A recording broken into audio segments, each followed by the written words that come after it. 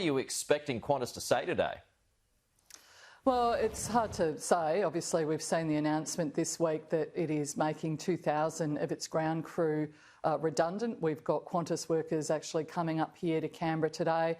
They're very keen for the government, and particularly Scott Morrison, whom most of them live in his electorate, to hear how upset and worried they are about what their futures hold. And I think it does show that whilst we're seeing some green shoots of recovery, there are some sectors that are under enormous pressure, and aviation is one of those. So I think that what we'll hear from Qantas workers today is that a last-ditch attempt to try and get the government to see if they can save their jobs, but particularly come up with a decent plan for aviation going forward, because these workers are well and truly being left behind. How many workers have you got there, and in what sectors did they work? So these are all ground crews, so our baggage handlers, the people who are managing the planes on the ground, 2,000 of them at all of our major airports, as well as the airports of Alice Springs, Townsville and Cairns. All of their jobs are being made redundant, and Qantas is outsourcing those jobs. But this, of course, comes on the back of 8,500 who were made redundant at Qantas previously. We've had several thousand at Virgin lose their jobs. We've had Donata, also ground crew workers, 1,000 of those made redundant.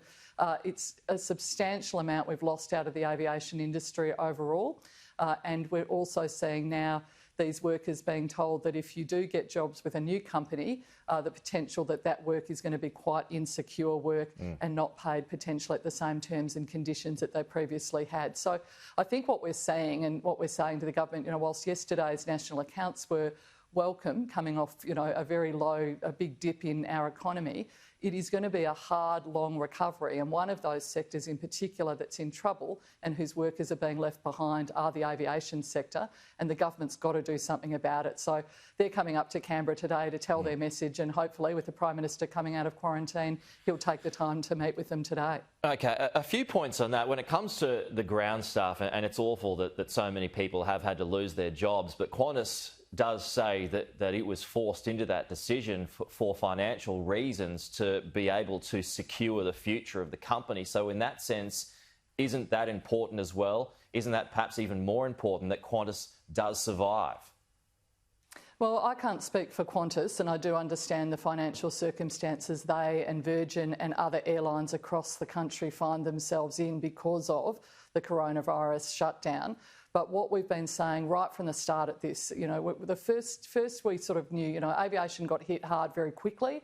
We had Virgin basically begging the government to try and assist it before it went into voluntary administration. It's now slowly trying to make its way out of that, but it's going to be a very slow recovery, and that recovery is highly dependent on JobKeeper potentially extending beyond March, which the government has refused to say whether it will do.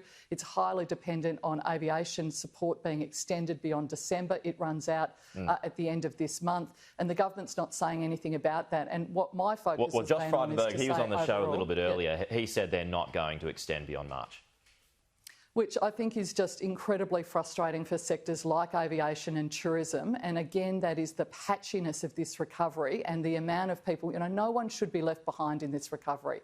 And aviation workers, it employs over 200,000 people directly and indirectly. It is a massive sector. We need it for our economy. Yet the government has, the Morrison government has basically said, we're just going to wash our hands of this sector and just see what happens. Well, I think that's a big call to make. They've chipped in $1.3 billion for the aviation sector, plus JobKeeper as well. Have a bit of a look at what they have actually done. So if you have a look at what they've done, most of that money has actually been to go to things like Air Services Australia and CASA to pay the fees of other government services that airlines are required to pay. That's where most of that money's gone. It's shifted from one government entity to another government entity. That's basically what's happened with most of the money. JobKeeper has been incredibly important. We absolutely acknowledge that. It was something Labor called for, and we're pleased the government followed through with that. But what we haven't got from this government is a clear plan about, do we want to have a two airline full service industry that actually helps with the recovery. And how do we make sure we get there? How do we help Virgin recover and continue to be competitive?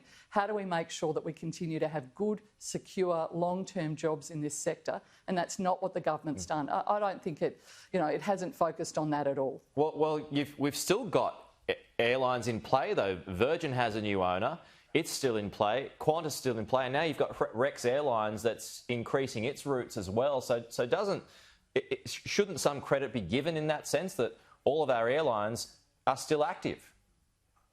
I think that a lot of this has happened, frankly, in spite of the government. If you look at Virgin, who was asking for assistance, and there have been thousands of jobs lost at Virgin. It's not going to emerge out of this crisis in the same way that it went into it. It's going to be a very different airline that does come out. It's not going to be flying very much internationally. You're not going to see many of the regional routes that's pulling out of some of those as well. And the sorts of offering it has will be quite different to what it's been offered previously. And again, that goes to the heart of the government not having a very clear plan about what does it want the aviation industry to look like and what does it want the jobs in the industry to look like. It has a strong future, but it's going to take a long time for it to recover, particularly internationally. And the government does need to be very clear about how it's intending to support the aviation sector going forward. We've got a large amount of the money for aviation running out in December. And again, the government needs to make itself clear whether it's intending to extend that or basically whether it's going to withdraw all of that support. And that's what we're saying about this recovery. It is going to be long, it's going to be bumpy, and it's going to be patchy. And aviation is one of those sectors where we have seen, thousands and thousands of job losses. These are, people who've worked in this sector for 25, 30 years. And the government does need to be really clear about what does it want the aviation industry to look like. Now, it's so far said, well, we're just going to leave it up to the market. Well, the market's spoken, and it's meant thousands and thousands of workers out of work who potentially won't ever work in this industry again. Just finally, Catherine, just wondering if you can put your former health hat on. I'm curious about your reaction to this Pfizer news that's come out of the UK overnight. Well, of course, it's welcome news and welcome news in Britain. I do think it's important. We have one of the world-class regulatory regimes here in Australia with the Therapeutic Goods Administration. It's very important for not only for the safety and efficacy of this vaccine, but for consumer confidence in this vaccine that we allow the Therapeutic Goods Administration to undertake its processes. And I'm, reassured that we've had the Health Minister today saying that will be the case. We want, when this vaccine is found to be effective and found to be safe, we want it rolled out as quickly and as far-reaching as possible, and that is going to rely on people having confidence in our regulatory authorities here. And we do have a world-class system, so let's make sure it's given the space to do its job. OK, so you don't believe that there should be extra pressure applied for the vaccine to be sped up here in Australia? No, I don't. I think we need to allow the processes to take their place. It's really important that consumers have absolute confidence that this vaccine is safe, that it is effective and that it is the quality that it needs to be. And we have a great process in place to be able to do that. I'm pleased to see that the UK have been able to do that under their regulatory regime. We should allow the space for our regulatory regime to do exactly the same. Do you have concerns about the speed of things in the UK?